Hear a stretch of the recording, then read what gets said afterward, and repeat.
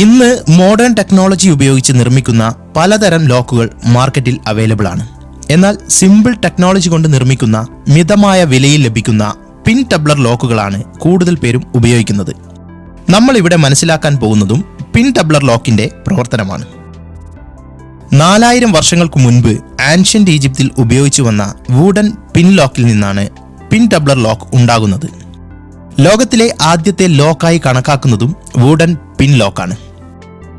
ഇത്തരത്തിൽ simple and powerful സെറ്റപ്പാണ് ഇതിനകത്ത് ഉള്ളത്.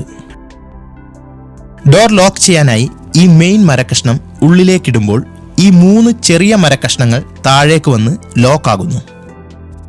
ഇനി ഇതിങ്ങനെ വലിച്ചാൽ പുറത്തേക്കെടുക്കാൻ കഴിയില്ല. ഇത് തുറക്കാനായി ലോക്കിന് കണക്കായി മരത്തടി കൊണ്ട് നിർമ്മിച്ച ഒരു കീ ആണ് ഉപയോഗിക്കുന്നത്. ഈ കീ അകത്തേക്കിട്ട് മേലേക്ക് പൊക്കുമ്പോൾ ഈ ലോക്ക് ഇവിടെ നിന്നും റിലീസാവുകയും ഈ ഭാഗം പുറത്തേക്ക് എടുക്കാനും കഴിയുന്നു.